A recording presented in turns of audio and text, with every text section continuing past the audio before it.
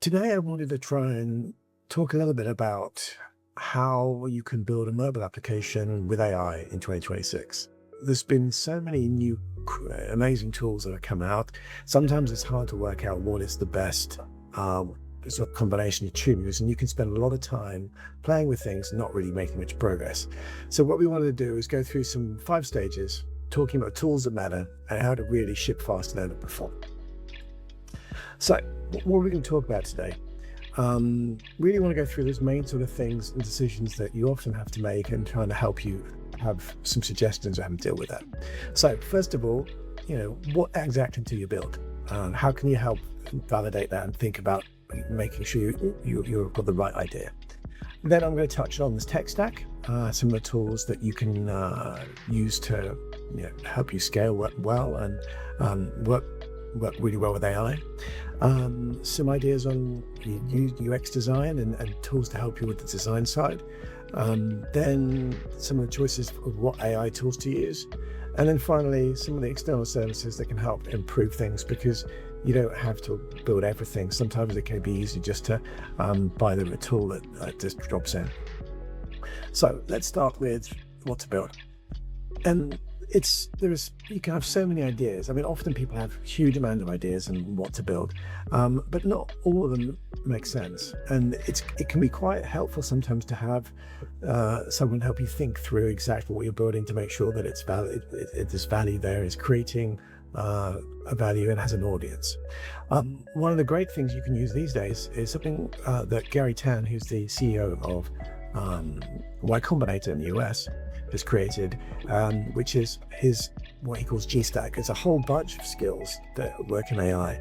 But what's really great is it has a number of things to help you think through your ideas. I think my favorites is the office hours one, which helps you validate the idea and make sure it's got an audience, and it's to help you really refine it. He's got a bunch of other skills to help you do the building and a bunch of other areas.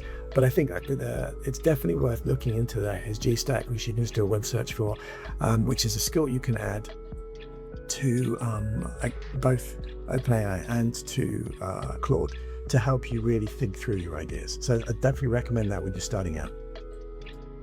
Next, in terms of the sort of tech stack for a mobile application, obviously we're coming from Bravo Studio. Bravo Studio is really good helping going from a Figma design to someone you can play with really quickly. And so testing out some ideas, it can be really powerful.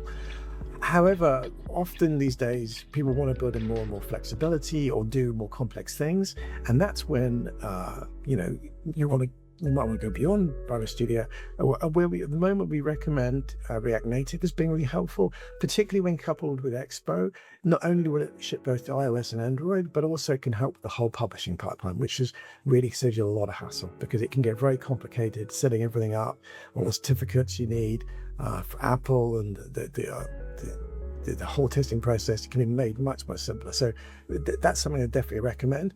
And obviously the other piece you need for the tech stack is the backend. There's a number of options here. Xano, Sutro, and Convex are all great options, different things. Xano is a nice combination of sort of being relatively straightforward to use, but also can be quite powerful. Sutro is really good in that it can generate things automatically for you.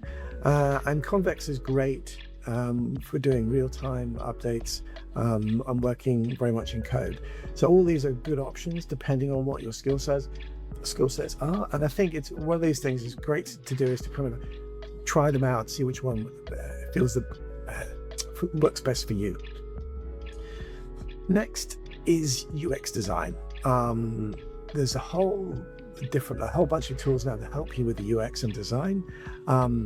We've come very much from the Figma side, and Figma have introduced the MCP, which can integrate with your AI tools to help really unlock Figma and provide a lot of sort of direct AI integration into Figma from your AI prompts. And I really recommend it. It's very, very powerful. Figma putting a lot of effort into this. A different approach is something called Stitch by Google. Stitch is a tool that can automatically generate designs from prompts, build design systems. You can drop in images and it will build a whole design system for you from your images. That can be imported to Figma, or it can be connected via an MCP to your to your LLM, to your AI prompts. So again, that is another approach. Both of them are really powerful, and they can be also used together. So, I think these sorts of tools can really help improve your UX, but also even give you some whole design setup in the first place. And they're also super recommended. In terms of which development systems you use, there's a whole ton of systems and different models out there. It can get very confusing as to what the best options are. We tend to focus on OpenAI's Codex and Claude Code, because they can actually, by using these tools, they can actually, generate the files and work with the whole sort of file system that you have to build the whole project, the whole mobile application. Obviously, the whole ton of the tools, there's Cursor, there's different models that have come out, GLM, MaxMen. There's lots of options out there. We recommend Codex and Claude Code, particularly because you can get a subscription for these. And the subscriptions right now are giving you about 5 to 10 times more AI work or tokens for your spend than you would get by buying the tokens directly through an API, which is what 10 of all the other tools tend to use. So, I think that subscription thing gives you a huge advantage, and it's worth looking at. The other thing that we would also recommend doing is installing skills. What skills are is effectively, it's kind of extra parts that will fit into your prompt to help really give the AI extra knowledge in a particular topic we're trying to do. There's lots of skills for across the board, and Garrett, the GStack ones I mentioned at the beginning come with skills. But also the other ones I recommend are the ones for React Native, produced by Expo, can help improve what you're building from a React Native perspective. But there's a lot of skills out there. It's worth recommend looking into having a look through what skills are available, because they can really help improve what you're building.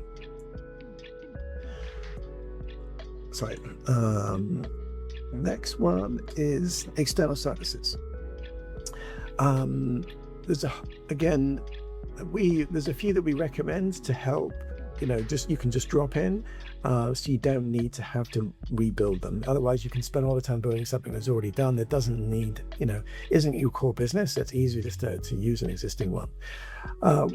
Right now, we're recommending Kind for authentication. I can handle a lot of the user management side of things. Stripe for payments is a pretty much go-to for a lot of people. Great for handling payments. Obviously, doesn't work for all countries, but I think for the most part, it's a good starting point for a lot of people. When you're building a mobile application, often you have to set up a subscription. So as well as the payments through Stripe, if you do one-off payments, you want to set up a subscription. Now, this can get quite complicated, particularly when you do cross-platform. And Revenue Cat is a great tool to help you set that up and manage it across both iOS and Android. And the other piece that's often complicated for mobile is notifications, making sure they're managed well.